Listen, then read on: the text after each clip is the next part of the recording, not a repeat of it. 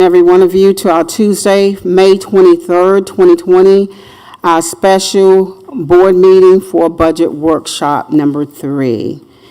I will ask each and every one of you, we will start with pledge and then invocation, okay? Would you please stand? I pledge allegiance to the flag of the United States of America and to the republic for which it stands, one nation, under God, indivisible, with liberty and justice for all.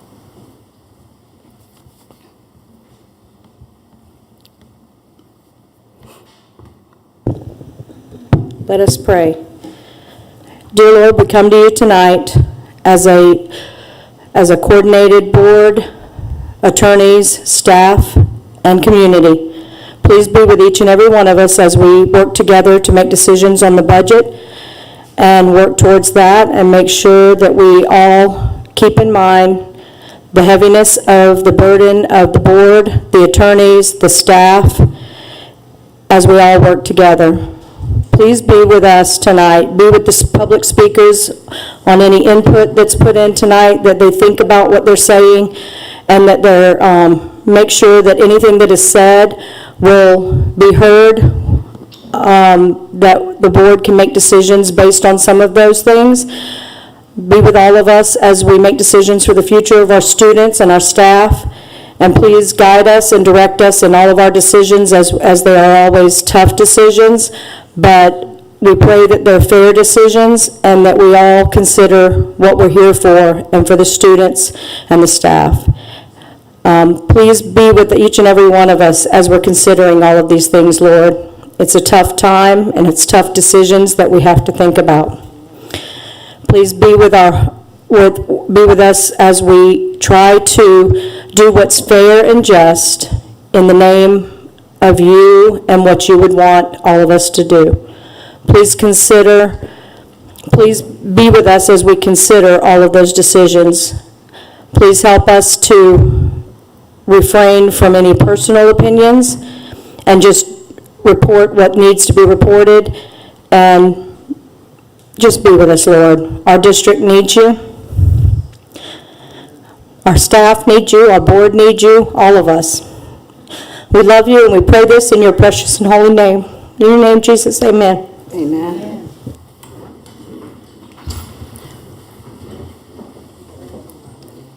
I would also like to just take the time and just let everyone know that Chief Reynolds passed on this morning. He was one of the chief in Charleston. So I ask you to just keep his family in prayer. It was a tough decision. He just went into hospice on the weekend, and he passed away today. So just keep the family in prayer. I would like to entertain a motion that we approve the agenda for Tuesday, May 23rd, 2023.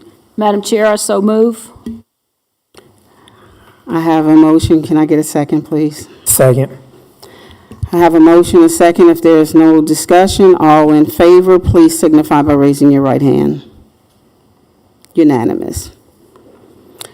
We will start with old business. I'm turning it over to Ms. Barrett.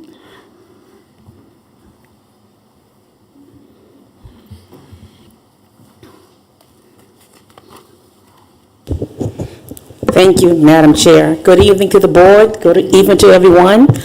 I just want to go over the budget process into more detail and how we arrive at a budget and what's entailed inside of a budget.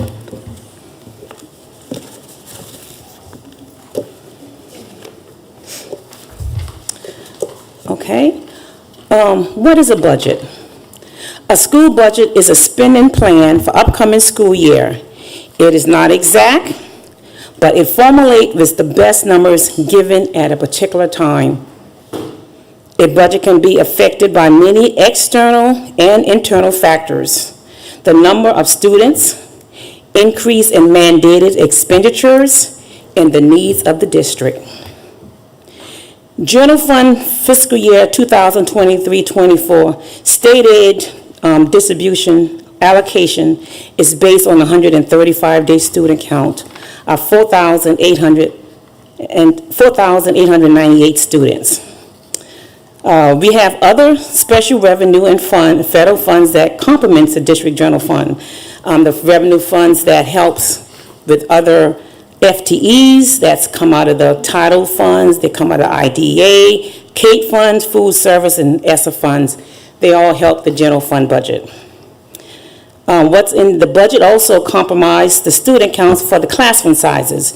We have in the budget, we have the teachers, we have transportation to take the kids back and forth to school. We have one-on-one initiative for technology for the students.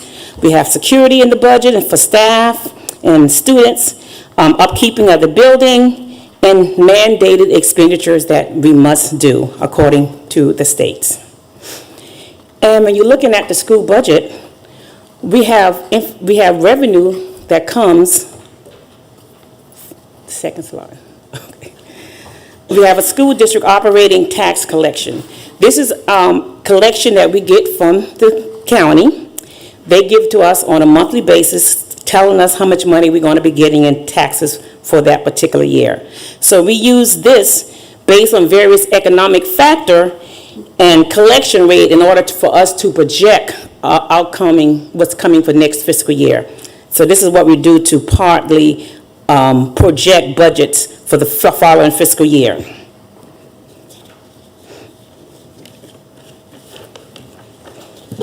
And then we have revenue from the state aid to classroom.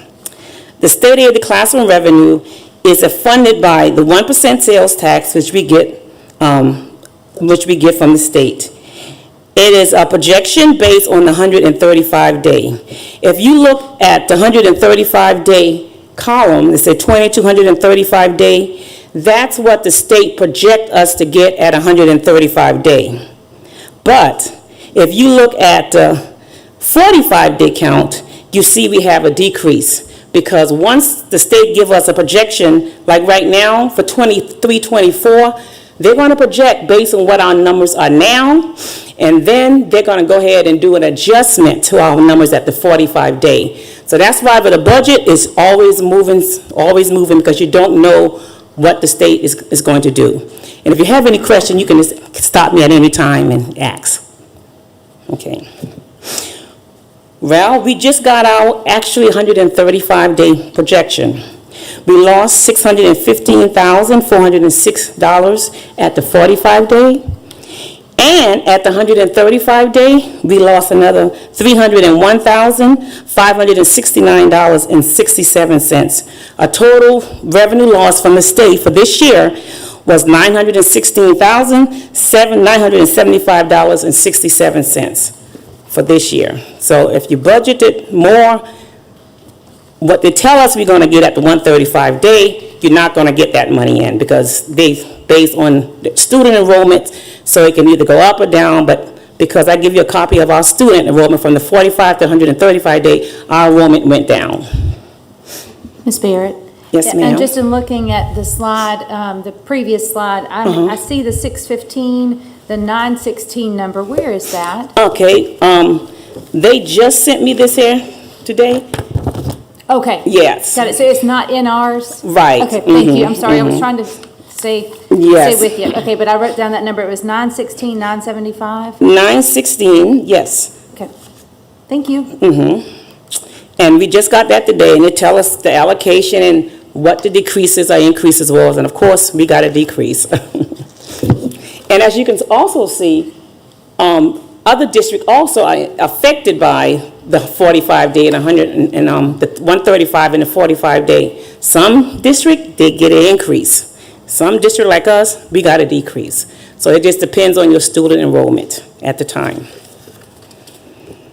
Now, if you go back in 2021-22, if you look at our general fund revenue budgeted, we budgeted $47,492,244. That was just a budget, because that's how many revenue they said we were going to get in. But if you look at the actual revenue that we got $47,978,236.41. which was a 1% increase of $485,992.41. So that's just to say that just because we project something, we don't necessarily get what we project. It's just a budget. It's just hopefully we got good handle on what we're projecting, but it's all based on what's coming in from the state, what's coming in from the county. Like I know so we had a surplus that year, of $485,992.41. We had a surplus with revenue. Like I know the state last year had a surplus of $3 billion because of collection they got. And if you look at fiscal year 21, our budget, which are our expenditures, we also had this 47,492,244 that was budgeted because your revenue and your expenditures must zero out. They have to be budgeted and they have to zero out. They have to be the same thing. But if you look at it, even though we budgeted the 47,492,444, we only spent $44,693,929.90. That was a 6% savings that we saved. Because we budgeted, don't mean you have to really spend it. And one thing that we do, we monitor the budget, and then we have cutoff periods that certain time of the year, you can't spend general fund money because we're trying to make sure that nobody just spending just to spend. We want to make sure if what you need, you're getting, but don't spend because you got money left in the budget. So that's what we're always trying to train everyone. Don't spend it just because it's there. So we have a cutoff period for them not to spend out of general fund anymore. And if you look at fiscal year 22, we had a fund balance. And why did we have a fund balance? Because we got more than, we budgeted a certain amount of money, but we did not spend all of it. So because we didn't spend all of it, it went into our fund balance, which is our savings account. And sometimes, if you go back to the expenditures, we did $2.7 million under the budget, but we had an unbudgeted expenditures to the bottom line of $1.4 million, and that was for the bonuses that the board approved. So we really would have had savings on the account that year. We really would have had $4.2 million that would have went in the fund balance. So just because we budgeted, we don't necessarily spend all of it. And how was the fund balance achieved? The fund balance is the balance occurs when a school district has funds remaining at the end of its fiscal year due to non-spending or additional income. Funds that were not expended will go into the fund balance, which is the district savings account, and a portion may also be set aside to meet emergencies or other foreseen circumstances like what we did, what you board approved for the retention bonuses. So we were still able to all of that, and we still had a surplus of $3.2 million from that prior year. And if you look at the proposed budget for 23-24, if you look at it, we predicting what we're going to get based on circumstances that we get numbers from the state, we got numbers from the county, we're looking at all of that. But we also have the indirect costs from ESSER. And ESSER indirect cost is the money, is funds that the district is entitled to. That money we should get because it goes straight into our general fund. So it's money that the district is entitled to because indirect cost is cost that is not associated with direct cost of a particular expenditures, but it's like accounting costs, payroll. We are indirect costs, so we charge federal funds for doing business with them. And the state normally send me a rate every year of how much money we can do for direct costs, indirect costs, restricted and unrestricted. So that's how come we come up with this money for the indirect costs. And even though most of it is ESSER, we still do get a few, not much, but we get about like $135,000, $140,000 a year indirect costs from other federal funds that we have. Ms. Barrett, will you say that number once again of the amount of money that we receive from federal funds? You said that. So the indirect costs? Yes. Okay. Right now, we're projecting to do $1,011,865. That's the indirect cost projection for this year. And of course, it's all based on expense. You have to expend the money first, and then you claim the indirect costs. So normally, we claim the indirect costs at the end of the year to make sure we expend all the money out. Okay. Okay. Thank you. And then you have the other state revenue that we get, that's been that way for years. The Tier 1, Tier 2, and the Tier 3, it fluctuates also based on our student counts. So it goes, they give us a count at the beginning of the year, and then they sort of like true up at the end of the year based on our student numbers. And then you have like the manufacturing and the motor carrier. And then you have our state revenue, which gets, most of it we come from is state aid to classroom, which is our 1% money that we get from the state, and the state aid to classroom EIA, which is also part of the 1% money. And then we get a little bit of money from Medicaid. In Proviso 1.3, district must publish our budget by function with revenue and expense at the end of the budget year. So we have to have that done by September, by function, because the state wants to see what money we got coming in, where our expenses are projected for that fiscal year. So we always try to budget the best that we can based on the number that we are given. And in fiscal year 23-24, the expenditures, even though it looked like we have a lot more expenditures, we had $2 million that we had that was in ESSER funds that we were able to bring back into the general fund. So that made the general fund expenditure look higher than it really was. Also, we had a lot of mandates that the state don't give us money for. 18.1% of health insurance, 2% of retirement. We had funds that was paid out of the state fund. They rolled it up, put it into the general fund. So we had to have more FTEs in the general fund. So it actually looked like we spent a lot more money, but we really didn't. We really just sort of roll up those things, and the funds is roll up too from the state, and they're also put into the general fund. And you may wonder, well, why sometimes you have like $3 million left or $2 million left? Well, the district, we have vacancies that we carry on our books. The vacancies are like teachers who we don't hire, because I think Ms. Hamilton said she had 70 vacancies. We have custodian vacancies, and these are really budgeted vacancies that are true vacancy that's needed in the district, but we don't have personnel to fill those positions. So we have to budget it like that, because if we don't budget those vacancies and then somehow we get an influx of teachers and we haven't budgeted, we wouldn't have the money to pay those people. So that's why we have to keep those vacancies on the books. But those vacancies, if we don't use them, it goes into our fund balance, which also doesn't waste. We don't waste the money. It just goes in fund balance and increase our fund balance. And the next year we start all over and we budget again, and it goes back. If we don't use it again, it goes back into our fund balance again. And the district, we review the vacancy all the time to make sure that, hey, this is what we need, this is the vacancies, is it a good vacancy, is not, maybe we can get rid of them, not. But we look at it according to the class sizes to make sure that you don't have too many students in a class. So we keep those vacancies on the book, hoping we can be able to fill them based on the number of students that we're getting in the district. So that's why we have the vacancies. And the vacancies normally always give us positive fund balance at the end of the year, which is a good thing. So we don't have to spend them. Just because we budgeted, we don't have to spend all the money. It goes back into the fund balance, which we increase. That's why our fund balance went from $7 million until $11 million, because of those vacancies that we did not need. Well, we need them, but we couldn't fill them.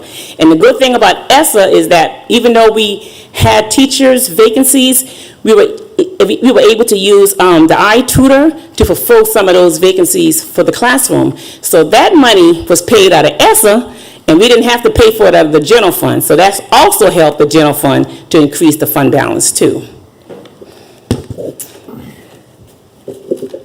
So, and because we have 88% of our expenditures are salaries, that's why most of our savings come through to help increase the fund balance if we do not fill those vacancies.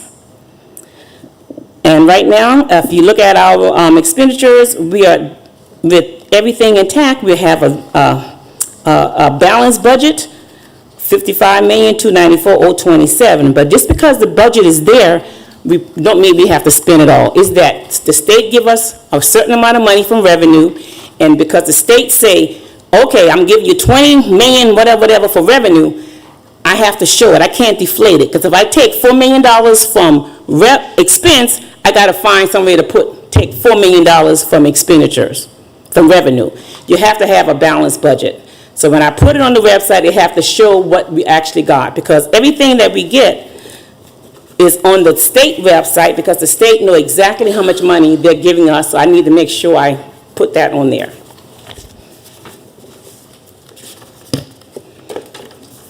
And then, we have things to consider that's coming up. Governor McMaster, he proposed to increase the teacher's starting salary at $50,000 by 2026. The salary increase will increase each cell on the salary scale, plus steps and fringe benefits. We got step increase for classified people for fiscal year 24-25. And in 24-25, we'll probably be getting rid of most of the ESSER funds, so we won't have that funding source anymore. And another bill that's the governor hoped to have in place by June 26 is the paid parental leave bill. And that bill, they said that the school district will pay for it themselves, 100%. It mandates school district provides 6 weeks of paid parental leave for all full-time employees for the birth or adoption of a child, and 2 weeks of paid parental leave for the co-parent of a newborn or adopted child or following placement of a foster child. So that means with that, the district has to pay for that additional expense that we won't get any help from the state. And also, there is also a bill that's also in the House and Senate about the teachers. They're saying now that teachers have 10 days after they sign a contract. If we have not posted our salary schedule, they got 10 days to go ahead and rescind their contract, cancel their contract. So that means if we don't post our schedule and we always thinking we got so many teachers in contract, when they pass the bill, if we haven't posted our salary scale and it's 10 days afterward, they can cancel their contract with us without any penalty at all. So, with that said, is there any questions? Ms. Barrett, the numbers that you have in this packet are our latest numbers that we have? Yes, sir. So the last copy of the budget that we were emailed on May the 4th and the budget that we're looking at tonight on May 23rd, there has been no change? No, sir, no changes. I'm curious.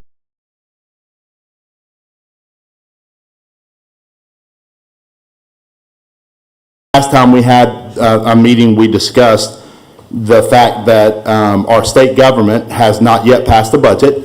The article that I read yesterday, board members, I'm not sure if you read the legislative update that came out yesterday, but it said that the two committees, the one from the House and the one from the Senate, were at an impasse and negotiations had broken off, which means there is a very real possibility that our State House may not pass a budget by June 30th, which would mean we would be on a continuing resolution, which would mean we would be at $51 million. That is correct. And continuing resolution, I don't have to bring it because it's already been passed last year. Only thing we would do is what we would do is just go ahead and continue that budget for this year. This is just a budget in case that the state pass a budget. Correct. But if the state do not pass a budget, you are correct. We would have a continuing resolution, and that budget would be $51 million, meaning that we would not give the teachers a salary increase. They'll be at $40,000, whatever we're at now, and everybody will have this. We'll be on the same amount what we are now in that year. Right, and with the, as you stated multiple times in your presentation, the numbers change based on student enrollment and all those things. We don't feel that we need to lower that $55.2 million anymore? No, I don't feel like we do need to, because, like I said before, we have a lot of vacancies that's still in the budget, and because we won't be using probably those vacancies, it'll go into the general fund. But because I have the revenue of $55 million, I would have to decrease a revenue to match a decrease in expense. I don't want to deflate the budget anymore. I want to try to show exact expense revenue that the state telling us we're getting, and what the state, what the county is telling us that we're getting, and those are sort of like exact from them. Those revenues are exact.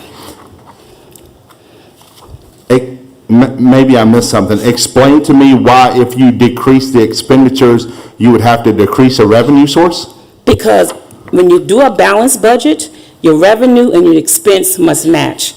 If you decrease your revenue by $1 million, you have to decrease your expense by $1 million. That's why it's a balanced budget. You can't have a surplus and you can't have a deficit. It has to be increased. It's like our presentation in my system, we have $47 million of revenue and $47 million of expenditure, because that's what balanced the budget, when there's no deficit and no surplus. But it is okay to have a surplus. It's okay as long as you don't budget a surplus, but you can have it, the actual revenue that comes in is a surplus, but you don't budget a surplus. It just actually comes to actual revenue that comes in. Like the state, they have a balanced budget, but they had a surplus of $3 billion. They didn't budget that, but because of the revenue and expenses that they had an excess surplus. I got you. Ms. Barron, I am but one person, but I would encourage us to continue to work to decrease the expenditures in that budget to get them under $55.2 million.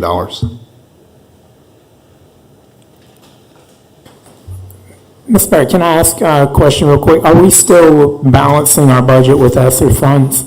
The ESSER fund that we balance the budget with is the ESSER fund that we're entitled to according to the indirect costs. Yes, that's the money we're entitled to. But, yes, with that. That's the 1 million. Right. Okay. Also, the Tier 3, you said that's based on the number of students? Yes, they give it to us, and then, of course, also has various factors in there, but students are one of the factors, too, that's involved in that calculation. Okay. The reason I asked that was because it went up $791,000, and you stated we were losing students, so I was just They curious always how. give it, it's not only just students, but it's also based on other calculation with the economy and what's going forward. So it may go up, but based on the student calculation during the year, it may go down some.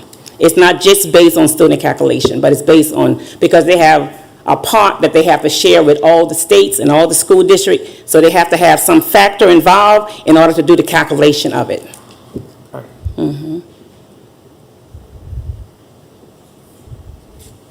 Ms. Berry, review if you made the information you provided us about having to post salaries if the budget didn't pass, and what we would do on a salary scale change. Explain that once again. Oh, you said if the budget don't pass, we'll be at the same budget that we was at last year, Okay. this year here, Rayanne. So that means that our salary scale won't increase. We won't be able to do any of the increases that is mandated by the states, because we haven't passed a budget based on our current numbers. Okay. We're using numbers from fiscal year 22, 23 numbers. Tell me, though, if we're in that predicament, our school district, all school districts would likely be in the same predicament. Well, I've talked to other school districts, and actually I'm going to the meeting tomorrow. Some of them are actually passing their budget Okay. based on the House version. Okay. And the House version for us is like $36,000 lower than what the Senate version, which is what I put in here, is the Senate version. The Senate version is $36,422.29. They're just basing their budget based on the version of the House, and they're going to pass it based on that. Because in their mind, they're thinking that we know the state going to pass a budget. It's not about money. It's just the appropriation bill that they have, and they fighting out some stuff in Congress, and eventually they will pass the bill. Okay. I think that as a board member, I would be very interested in what you find out. I'm assuming you're meeting with other CFOs. Yes. I'm looking at you, and I'm also looking through you to Ms. Hamilton, and recognizing the importance of that and the variation. We need to capture anyone that may still be looking for a job in June. And so I appreciate your knowledge of that possible outcome, and just want to say that, from I think we need an emergency meeting if that were to occur, before we make the assumption that we go back to the continuing resolution Right. in the amount that was budgeted for last year. If it's going to impact salaries, if we had to go into reserve, I mean, there's some things that I think this board would, in an emergency situation, have to consider. Right. Only because of what you just described to us, is the number of possible vacancies in this built-in budget.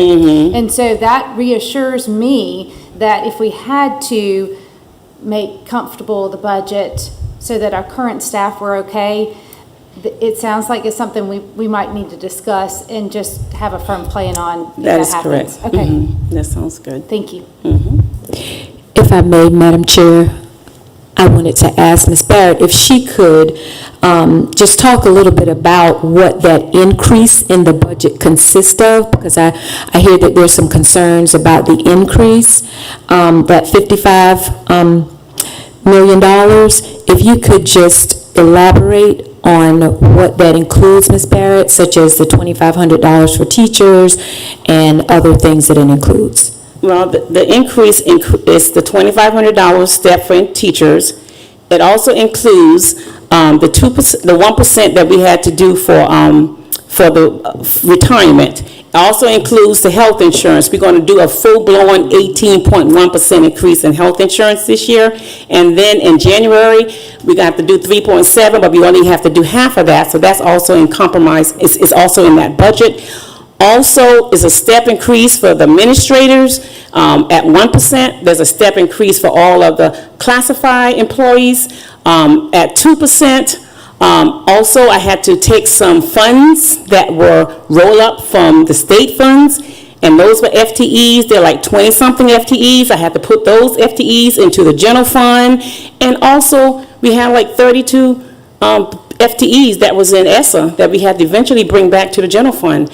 And we brought it back to the general fund, and we can still basically balance the budget, even though we brought all of those expenses back. Ms. Barrett, I feel like that you just described has probably been given to us at some point. Yes. Do you remember where, I've got 5 folders open. That was in the last work session. So, budget Yeah. work session. But if you need a copy of anything, I can send it. Yeah. Thank you. Ms. Barrett, thanks for the details you provided. One question I had as I was reviewing some of this that you just gave us. I understand the budget should be a projection. So last fall, I remember there was a need for more travel. So where might I find that we've adjusted that so we'll be able to make it through the year without a shortfall? Or are we picking that up with federal? Because I'm still seeing, a good bit of travel in the April report. So just speak to me a little bit about the travel, because when we were first With the travel budget, we haven't increased anyone's travel. I think what it is what the superintendent is going to do was going to start looking more at travel and make sure that the travel is being done in compliance with the budget and not go over the budget with the travel. And that's one way we're trying to keep costs down, by making sure that when we travel is essential and not just traveling, to travel. So we're going to definitely be looking at travel really hard and monitoring that to make sure that it's not. So do I see it in this budget compared to last year's budget, the projections for travel? No, the travel is more of a detail budget. I would have to run a detail and show you some detail from prior year to this year and do that. This is just a synopsis of the budget based on object, so it's not really going to be detailed out. But if you want to see that, I can surely do that, give you a comparison of last year and this year where we are. I would be interested in that if nobody else is. I can sure come by and meet with you. That'd be fine. I'm just still seeing an abundance of travel in March and April when you give us those reports to review. So, I want to be sure we're budgeting enough or we're monitoring one or the other. And I didn't know if maybe federal was picking that up in, other pots other than the general. Yeah, federal do pick up travel too, of theirs. Ms. Barrett, if you could provide that, that would be appreciated. And also, I know in December, I believe it was, a board member asked for the travel budget for this year whenever we were told that it was going to be blown. So, yeah, I don't think we ever got that. So if you could provide that as well, the current travel budget and kind of where we are with that. Okay, I sure can. Thank you. Okay. Any other questions? I found the document from last month. Oh, okay. And thank you very much. And the one step for administrators equates to a 1% increase. Mm-hmm. Is that not included with, what, would you distinguish for me the Why? difference between administrators and just Well, because certified staff and administrators teachers? have a higher salary anyway, so it wouldn't be fair to give them a whole 2%, and then to classify have a lower salary and to give them 2% too. So we decided that maybe, okay, just give the administrators a 1%, because that's basically what we can afford. We give them everybody something, but what we can afford. And then the classified, we give them all 2%. So that administrators like principals, my position, and all of us at the district level, administrators would get 1%. And certified staff, teachers, they're. Certified will get $2,500 per sale And that's from the state. from the state, yes. Versus the 1% increase for our district, or for administrators, which is provided by our district. That is correct. Thank you. Yes, and we also give, not only do we give them the $2,500, we also give them a step too. Okay. Because we're required by the state to also give them a step. Okay. And then one thing we did last year, we increased our salary scale from 23 to 25 years, so to sort of help retain teachers retirees a little bit more. And administrators are on the same scale. They only go up to year 25? Not administrators, no. Okay. So- They just get basically a 1% increase. Okay. That's it. Mhm. Okay. So if we had to determine that, if we could equalize that, that could be something that, in a cost savings, a 25-year cap could be the same, is that something You mean to that do has been considered? to increase the administrators to, If administrators don't have a 25-year cap, but certified staff, teachers do, is what you're telling me?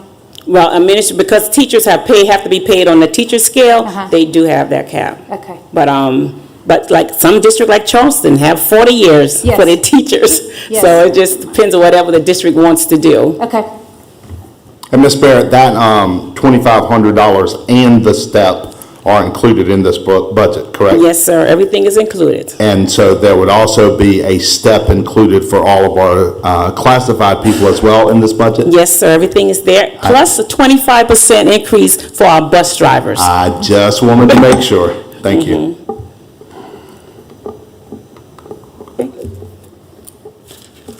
All right. And I also have the capital project that you have too, if you want to review that at any time, and that's just for your information only if you want to look at that. We've made some revision to that. We took away the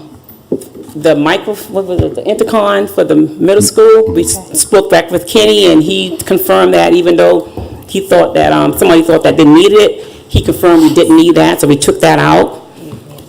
We took out the banner running for the middle school, for the athletic department for $60,000. We took that out, the one that you had questioned. That's still in here. The banner is On- still. Yeah, the banner's still on the back page. It's like That one 1, for- 2, 3, not that 4, one. 5, 6. There was another one we had in there. There were 2 banners for $60,000? Okay, the football, that was the chair one banner, and that one, we have that one in there. And then we took out, we had to increase the middle school bleachers to $350,000. Because that was the more of a realistic cost that we got. But even though we did the increase, we're still $307,000 short, under the budget. So whenever you just said we took out the $60,000 banner, it's still in here. Is it not supposed to be in here, or it is supposed to be in here? That's supposed to be in there. No. That's not, was going to take that out? No, that was the one that was gone. Okay, we need to take that out. Okay, we'll take that out then. Okay. And that's the one for the football stadium? The football stadium banner.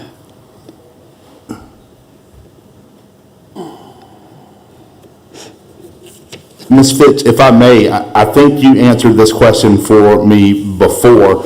On the first page, like 4 items down, is 2 deep fat fryers, and we said that was not for our schools, that was for the concession stand. I'm just asking, why are we paying for that for the concession stand and not the athletic booster club? I think that's because it's part of facilities, but I can double check on that to see why they don't have funds in their account. And I can ask that question and see. But I actually have, I've got, Kenny went to pick up 2 fryers that we no longer use in our building, but they're electric and they need to be gas. He's checking to see if they can be converted. And if they can, then I'm going to let the Donate stadium use those from Gotcha. food service, because I'll just have to remove those out of my report to the state when I do that on where that product will be held. Sure. I was just wondering if there was a reason why we were paying for that, if it was for the concession stand. I am not aware of the reason. I'm thinking because it was built and those fryers were installed when we built that stadium, that's And probably it's just part why. of our facilities. Exactly. So Okay. I'm thinking that's the reason, but I can ask if there's funds for stuff like that in the Booster Club. Fair enough. Thank you. You're welcome. I hope your donation we can figure out a way to convert those and that'll work. Yep. Thank you. So comparatively, I'm looking at 2 different, from the May meeting to tonight's meeting, there's about a $300,000 difference between the 2. And that's basically was because of the bleachers. Understood? Yeah, we Yep. have to increase, that was the price he got, wasn't, everything, now he gave us a price that everything should be No, I 350,000. see that as a decrease. Oh, yes, Yes, yes, yes, I did, okay, yes, yeah. we did decrease some stuff too. Yes, yes. Even So, though we did, I have, yes, 2.9 presented. Yes. Earlier this month and 2.6 presented this evening. Yes. I keep asking that, middle school area, the bus parking lot, do we know yet if that will include the area to the right of the 6th grade campus? For the bus parking lot? The opposite side, so it's car rider line, it's the only area, bus area didn't get resurfaced, and that area to the right of the middle school didn't either, And I believe after the last meeting, Kenny was supposed to talk to the architect to see if that was part of that 400,000 Okay. here. And I haven't gotten any response back, so I can check with Kenny and see if he's gotten anything back. Got it. I would like to say the banner, Ramona, when we check on that banner, wasn't there a football run-through banner? I see the Yes. cheer run-through banner, but I thought there was a football run-through banner. It So was. maybe that was you just selected the wrong one. Oh, It was okay. lower, it wasn't 60,000 though. okay, So we might need to check that. okay, to make sure which banner it is, okay.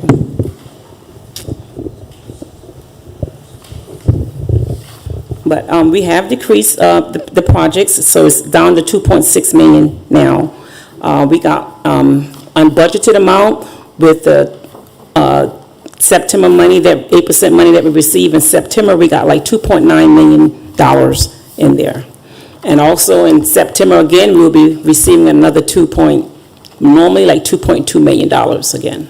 So what happens if we only use 2.6, then the remaining amount goes to? Unbudgeted funds, so we can use it again for next year, other projects or anything. It doesn't go away. I just roll it up into unbudgeted, so it won't be spent until Okay. you all decide It what does you want. not get touched throughout the year? It does not get touched throughout the Okay. year.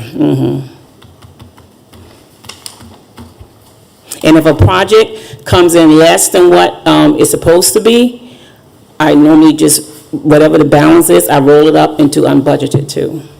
And the only time something may be touched is because it is just estimate, and as because of the estimate, they may go over on some things, so I have to move something around to make sure I cover that overage, because this money is not our money that we have, it's with the county. So when I give it to the county, I have to make sure that everything is correct. And when we claiming the funds, we got to make sure we don't overclaim in that particular fund, because they have everything for us based on different funds for us. Understood. Anything extra goes into unbudgeted. Unbudgeted can't be touched. Right. Okay?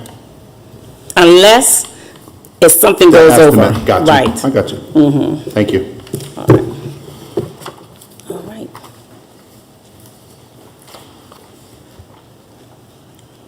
There is no more questions. Any more concerns?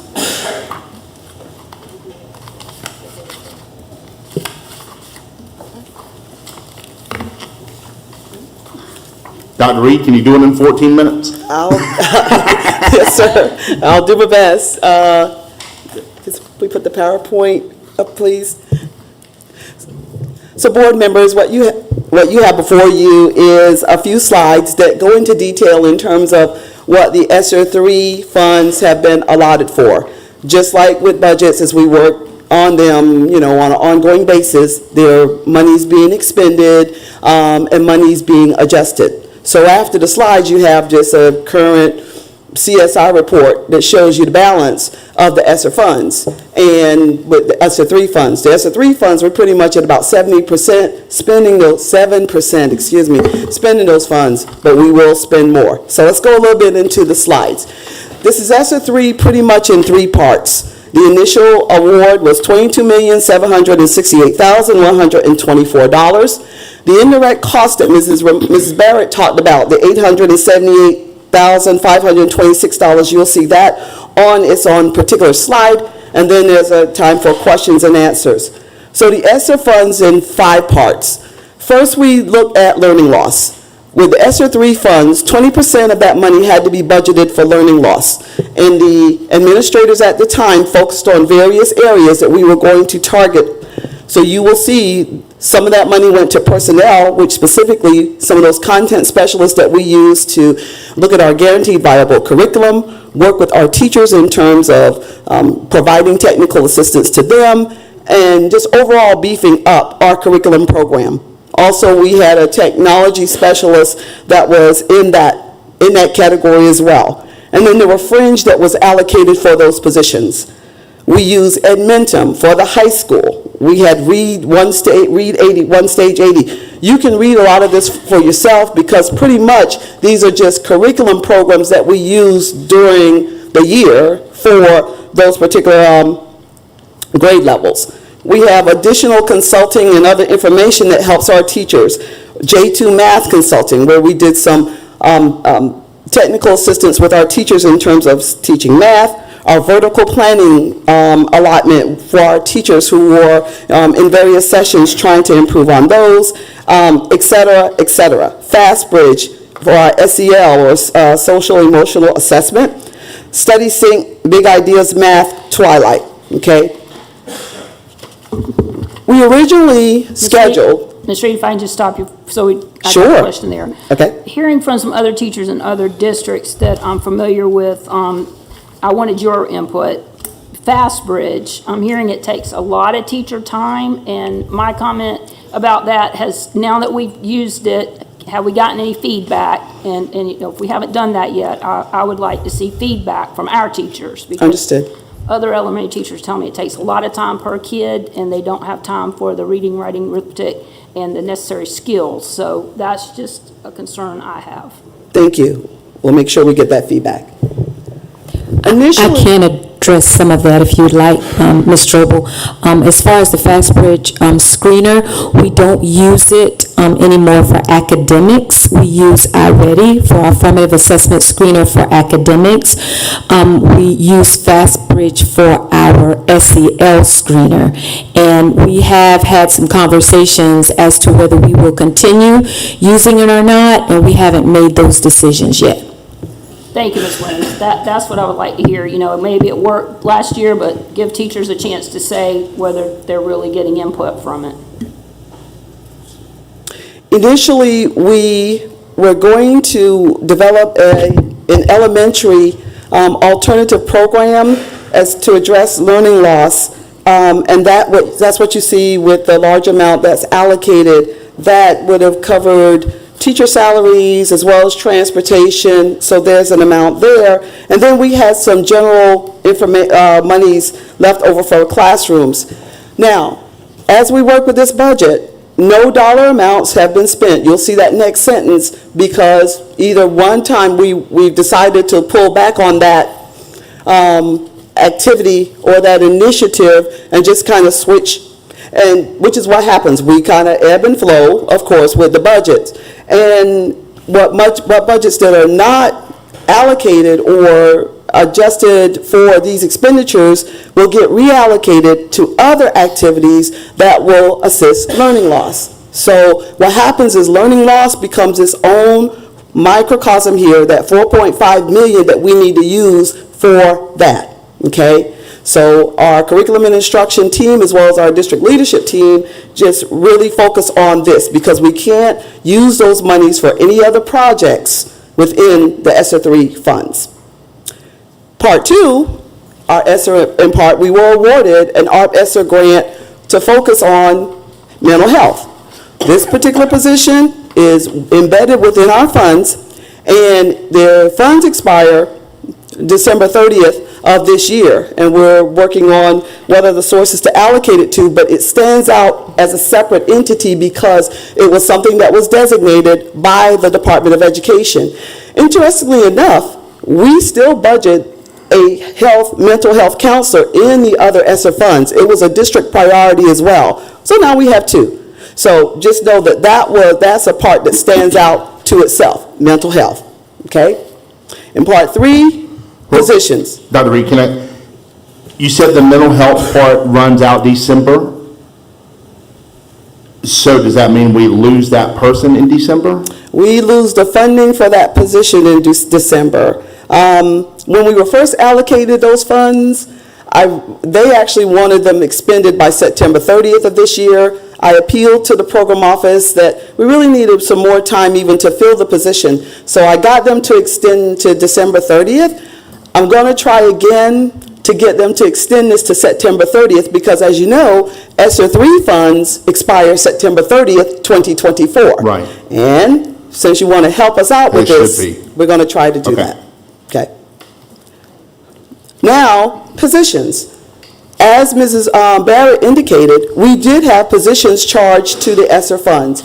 It helped us in terms of continuity of services. It helped us in terms of bringing some relief to the general fund budget, okay?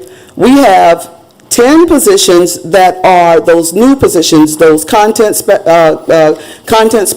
the technology facilitator, et cetera, but then there were additional 32 positions that were put in the ESSER budget. And like I said, it helped us increase the fund balance by approximately $4 million. Makes sense because we're not spending our own money. We can put it into ESSER funds. Remember that these funds are for continuity purpose. They're for stabilization purposes so that local funds and local budgets are provided with some relief because of the COVID pandemic, okay?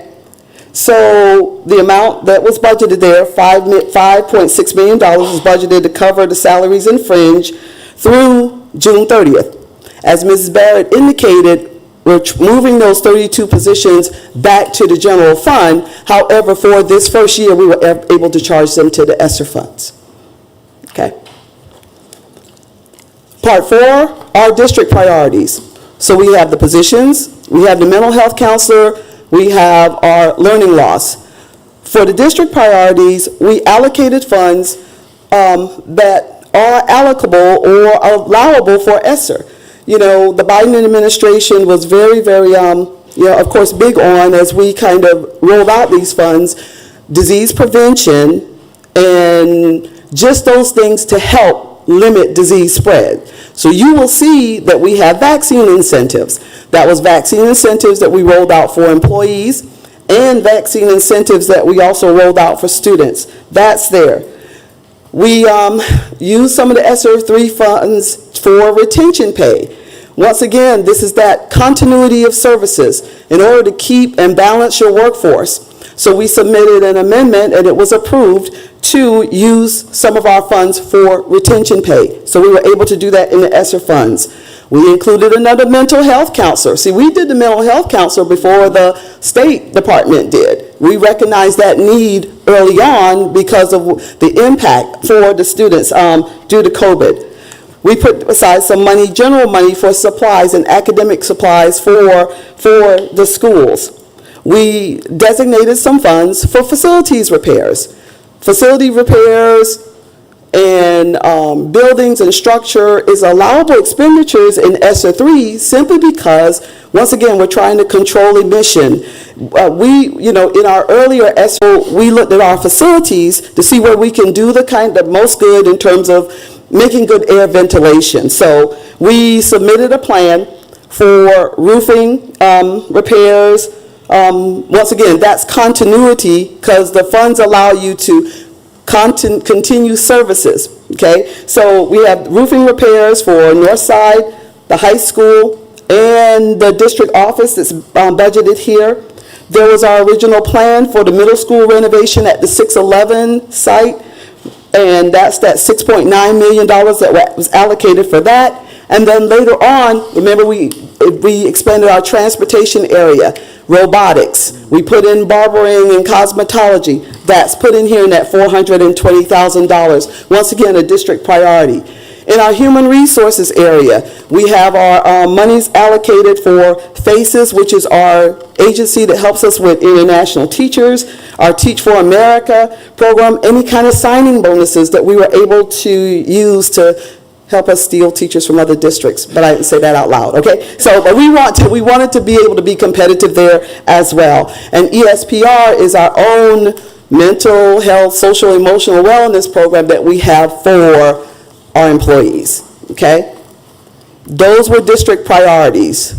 The fifth area is indirect costs. You heard a little bit of information about indirect costs. It simply means this: I give you $10, you can take $1 out of that $10 and use it to keep the lights on, run the transportation, whatever have you. That's yours to add to your expenses. And you use the other $9 for direct costs that I'm explaining to you for the grant. Once you spend that $9, we can take 10 cents out of each of that dollar and claim it for our own other expenses. That's indirect costs. So what we did as a district, we only charged 9%, is less than 10%, to the ESSER 3 funds. Colleton County has an unrestricted indirect cost rate of 20%, 20.38% to be exact. But we didn't charge all of that to the ESSER fund. We've only taken 10%. And what you see is each year that we've used the money, like we said, like Mrs. Barrett was saying, to balance the budget, that lowers the amount on that indirect cost line, okay? Once again, it's money that we can use. The whole budget is money that we can use for balancing our budget, for addressing issues impacted by COVID, etc. That's what the ESSER funds are, and that's what that indirect cost slide is. Ms. Barrett indicated that we were spending $878,000, $526. And yes, you can charge indirect to any federal fund, right? For our Title I funds, we charge about 5%, 4.5% indirect to that grant. And so consequently, we're claiming that money as well. So that $878,526 is composed of $158,426.47 from Title I, and then the rest from ESSER. And then we'll do the same thing next year when we get ready to balance the budget for 2024. We'll claim monies from ESSER and Title I and any other federal program that we get indirect cost on to help us with our expenditures. Fun stuff, huh? The last thing you have is just balance sheets, which shows, the balances on various categories that I've talked about. And the changes, we will make sure that negatives are covered, but it's all within the spending plan, and that's how we make our adjustments accordingly. Any questions? Dr. Reed, Yep. this paper, is it possible, or is there one, or is it possible for us to have a page like this for the remainder of the ESSER funds? Sure. Would that be asking too much? It's just a CSI report. Sure, it would make it easier for me to kind of put things together in my head if I could kind of see it in this format. Not a problem. Okay. And Madam Chair, I would ask, I know we're out of time and we kind of shortchanged Dr. Reed. I would just ask if we can put Dr. Reed and ESSER on our next agenda so she can answer some questions that we may have. Thank you, Dr. Reed. You're welcome. Okay. Thank you all for your input, answering all the questions for us. I will entertain a motion that we adjourn from our budget workshop. Madam Chair, I make a motion that we adjourn. Second? Second. Okay, I have a motion and a second. All in favor signify by raising your right hand. Did you rejoin? Okay. All right. We are out of budget workshop, and we're going to start off with something great and different.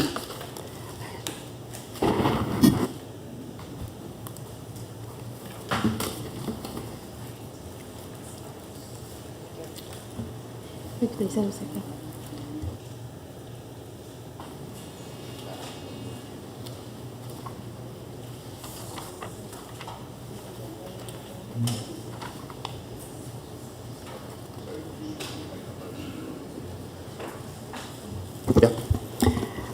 All right, we're back and forth. For those who I have not been able to welcome to our special call board meeting for Tuesday, May 23rd, 2023. Okay, the special board meeting, amend agenda. I will entertain a motion to amend this agenda. Madam Chair, I make a motion that we amend this agenda to take out the pledge and invocation simply because we did both of those less than an hour ago in our previous meeting. Can I get a second? A second. We have a first and a second. If there's no questions, all in favor signify by raising your right hand. Unanimous. I would like to entertain a motion that we go ahead and approve the agenda as is. Madam Chair, I make a motion that we approve the agenda as amended. Second. I have a motion and a second. All in favor, please signify by raising your right hand. Unanimous. We're going to go ahead and start with public input. Go ahead, Sharon. Well, thank you. There's nothing in the law or anyone here that prevents you from saying anything you wish to say. Please try to refrain from commenting on any pending student or employee discipline or grievance matter. What you say will become public information, which is subject to the Freedom of Information Act laws. If you choose to call specific employee names, we suggest that you do not. It's the board chairman's duty to inform you that you could be also subject to defamation laws according to your statements. Present your comments without using offensive language or making comments in a disrespectful manner. School district policy allows you 3 minutes for comments. Ms. Hyman, will you please keep time? Thank you. Board members and the superintendent are not required to respond to your comments unless they choose, and we thank you very much for your comments this evening. Thank you. Thank you, Ms. Wicken. I will call Mr. Hill, Dave Hill.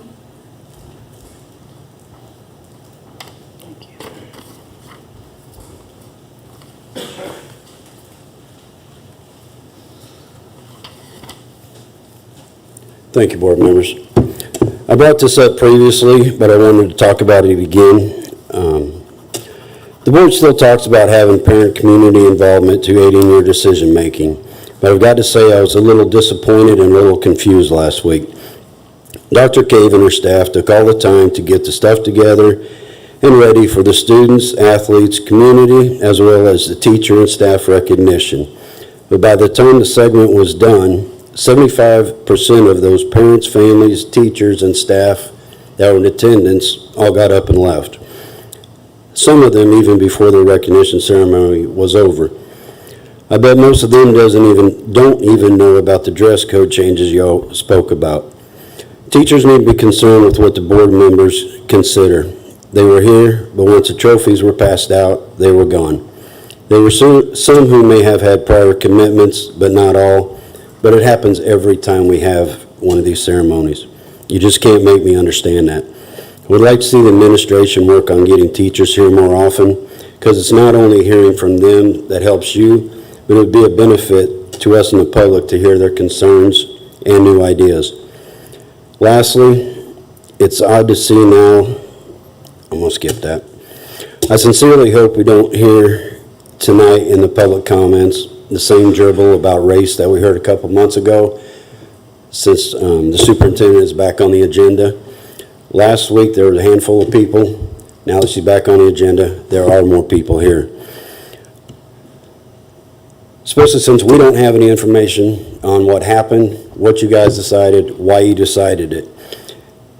It's an employee matter. We probably won't get any information until a final resolution is determined. But I do hope, and I ask y'all to share with us what you can, when you can, and as soon as you can. Thank you. Thank you. I will call Reverend Jack Lewis Jr., please.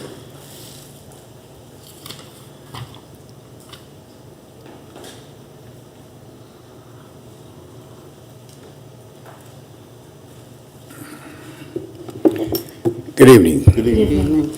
Madam Chair, Madam Superintendent, School Board members, as I stand before you this evening representing the concerned clergies, I see before me individuals who took an oath to support the superintendent, teachers, and students.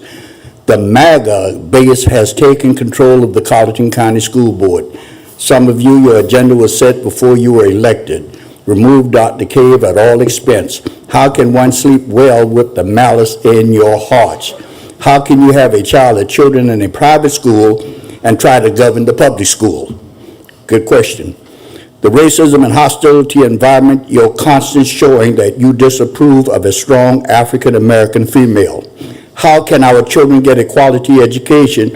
I feel that some members of the school board have only their base agenda as priority. Unjust does not prosper if time permits. But for those of you who know the Bible, but as for you, ye thought evil against me, but God meant it unto good, to bring to pass as it is this day to save much people and children, paraphrase, alive. I'm always mindful of what David said in Psalms 23, 4 and 5. Yea, though I walk through the valley of the shadow of death, I will fear no evil, for thou art with me. Thy rod and thy staff, they comfort me. Thou preparest a table for me in the presence of my enemies. Thou anointest my head with oil, my cup runneth over. And I'm going to close with this. In between 2029 and 2010, I attended an African-American, our Black Methodist Forum in Columbia, South Carolina. The African Methodist Episcopal Church, the African Methodist Episcopal Zion, and the Christian Methodist Episcopal Church. In that, we were discussing gun violence. And then while we were discussing, I talked about the violence that we had in Colleton County back then. And the young lady who was the facilitator asked me, she said, where are you pastoring at? I said, in Colleton County. She said, where's that? I said, Walterboro. Because of all the gang-related activities that was going on at that time, this lady said, I pray I never have to go to Walterboro. And she was from Virginia. If you think about what's going on now, how many people you think want to come here and put their children in school because of the MAGA-based school board members? The only agenda is to get rid of the African Americans. I'm finished. Thank you. Mr. Harlan Davis.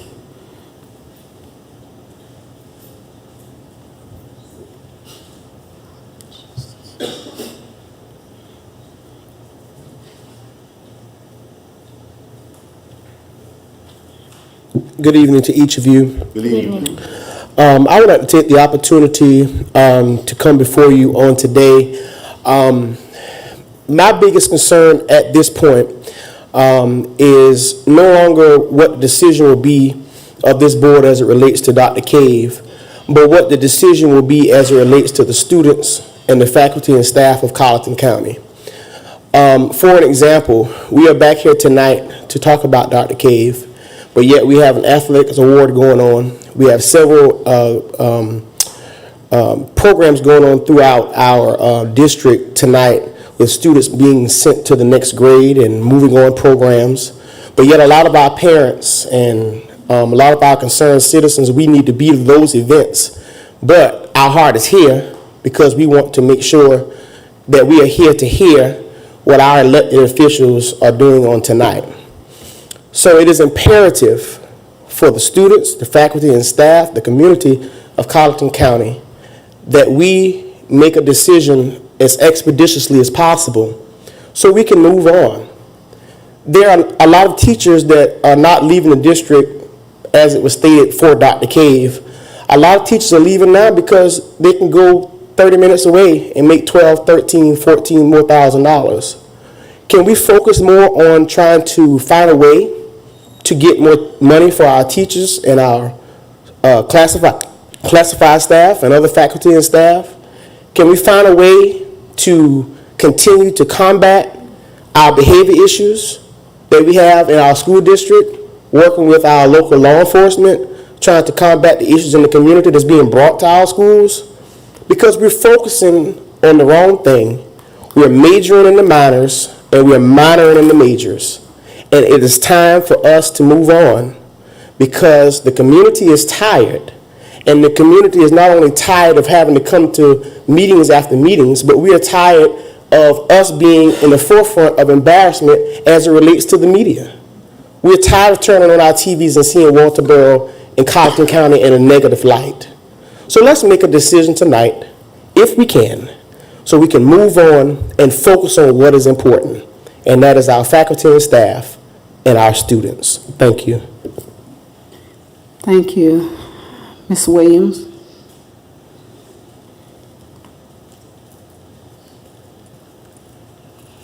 Thank you, Madam Chair, and to school board members. Thank you for allowing me the opportunity to speak. And I just wanted to say before I do speak that my topic is unity. Basically, I respectfully come this evening as a 30-plus year veteran of the Colleton County School District. I attended schools in the district, and I have served as a teacher. I've served as an assistant principal. I've served as a principal, a district leader, an interim superintendent, and at this moment, I am serving as the acting superintendent. In my tenure as a leader, I have served under some phenomenal superintendents, and Dr. Cave is no exception to this. Dr. Cave has served this district with professionalism and excellence, with the sole purpose of affording 4,900 students in our district the opportunity to experience programs that they would not experience. As you know, we are a very rural district with limited opportunities for our students. And I appreciate her service and her service to this educational community. But I want to say that God made all of us, and He gave all of us special talents and special abilities. And with God as my navigator, as I fulfill my job responsibility as acting superintendent, and I will do it with excellence, I humbly ask for your prayers during this time, and I ask for your support, not only for me, but for the 800-plus employees and the 4,900 students as we navigate forward. To the students who may be listening at this time, I just want to say do your best until the very end. I know we're ending the school year, and there's still lots of activities and different things, but I just want the students to know to please give your best until the very end. And for those of you who may not know me, I'm a born-again Christian, and I'm not afraid to say so, whose main purpose is to do His will. His will for me at such a time as this is to do the right thing. And I ask you, the community, all of us, to come together and stay together as one. Let us continue to serve our children of the district, because that's what it's all about. It's about the children, and it's about the fact that we have to serve each one of them as if they were our own personal child. Let us keep the light shining in Colleton, because what we do and what we say is indicative to our character and just to our community as a whole. And before I take my seat, I know I only have 30 seconds, I want to leave you with this quote. And the quote says, "Alone we can do so little, but together we can do so much." And that's a quote from Helen Keller. And additionally, I just want to say that there's a verse in that historical book called the Bible that says, "I can do all things through Christ who strengthens me." And I want to say that I want Him to strengthen us. So I want to say that we can do all things through Christ who strengthens all of us. And I just ask that He strengthens us so that we can work together, and we can work together in unity. Thank you. Thank you. Thank you.